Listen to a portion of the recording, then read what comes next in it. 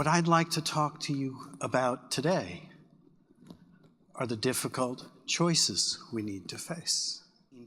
Deeply personal choices. I've spent years with CEOs, CIOs, senior teams behind closed doors. And I've been listening to what keeps them awake at night. And what I want to share with you is the top 3 for this coming year, but the influence is ultimately around you as a person. What I'm drawing on is Ray Kurzweil, co-founder of Singularity University. He established that university simply because our technologies are making exponential leaps, but we are not. We, in how we learn and how we lead, need to find better ways to leap exponentially every single year. Less than half of all of these things are on your radar screens. Now, in some cases, I get it. I could argue your point of view. It's like blockchain is not going to be a reality, or mesh apps or digital twins is not going to be a reality in my environment. I can put that aside. But what's happening when they're not on our radar screens, we're missing seeing the trends that are moving past us. We need to be aware of these trends so that we can prepare in a better way. In 2017, you have a choice to make. Which movie are you going to star in? You build the tools. Iron Man is a Google Glass future, a very optimistic future. Heads-up displays everywhere, all data that we get, it's very empowering. Every individual gets a display where they can use that information to make personal decisions all the time. It's a very empowering future. That's one movie. The other, Minority Report, is where you have pre-crime police anticipating if somebody is going to do anything bad. Any of you with HR backgrounds would recognize this as Theory X or Theory Y. Different views of how we view, can we trust our people, or do we have to protect ourselves against our people?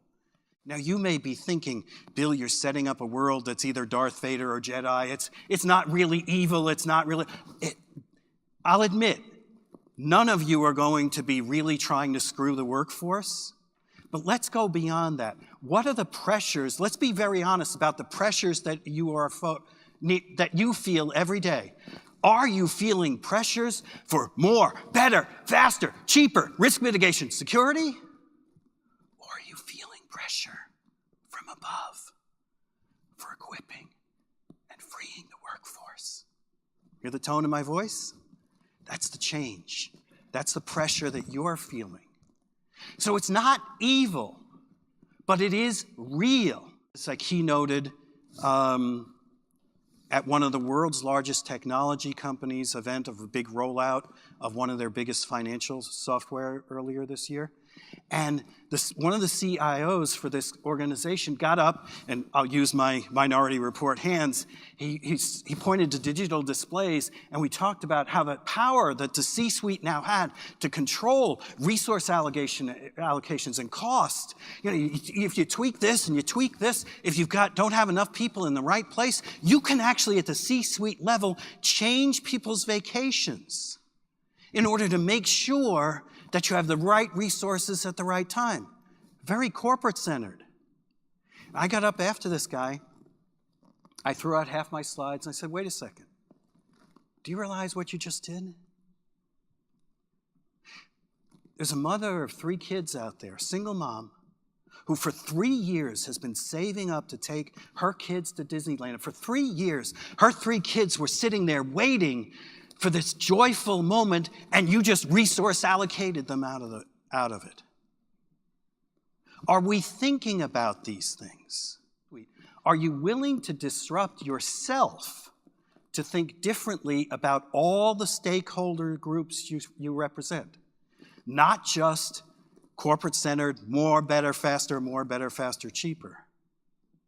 Are you willing to be an advocate for the stakeholders? Are you willing to stand up in a meeting where nobody is truly representing the workforce's needs and truly advocate for that workforce? Which means, are you willing to be a disruptive hero to stand up for people who can't stand up for themselves in your meetings? Simpler for whom? Automatically, what's going on inside most C-suite members' heads, simpler for the company. But that's not necessarily where the real work needs to be done. Now, between the tension, the dynamic tension between the workforce and the company, who do you think the ultimate winner is most of the time, and who do you think the ultimate loser is most of the time? Things are being made simpler for us to manage the complexity of marketplace dynamics in the company, but we're shoving a lot of stuff.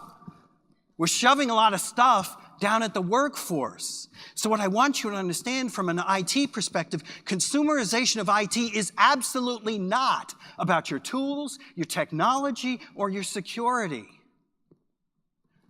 Consumerization of IT is, are you making as simple for me as the phone that I carry around that I personalized? It's about power. Do you respect me and give me enough power to manage my life?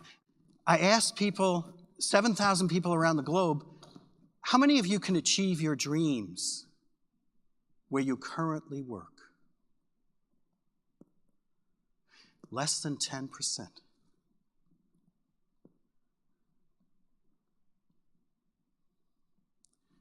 What do you think that bodes for the people you want to retain? Not just pay, not just benefits, but can I achieve my dreams where I work? It's all about organizing ourselves better in 2017. So when we increase the productivity and cost and time is saved, at the same time, keep our workforce also happy enough. Third choice is, what do you want your legacy to be? Sometime in the next 2 to 3 years, maximum 5, your legacy will be locked in about how you really made a difference. Everything is changing so exponentially, so fast. Your job is to put your personal stamp on it as to what will you take a stand for? How do you manage the personal transformation of yourself and everyone else you touch?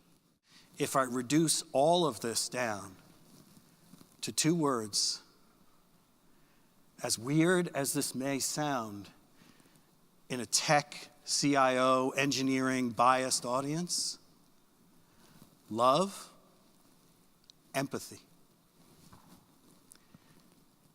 Everything you do, approach it, that everything you do is an act of showing love towards that stakeholder. And your designs, your protocols, your processes, your procedures, they're all going to make life more complicated and waste a lot more of those 1440 minutes unless you have empathy.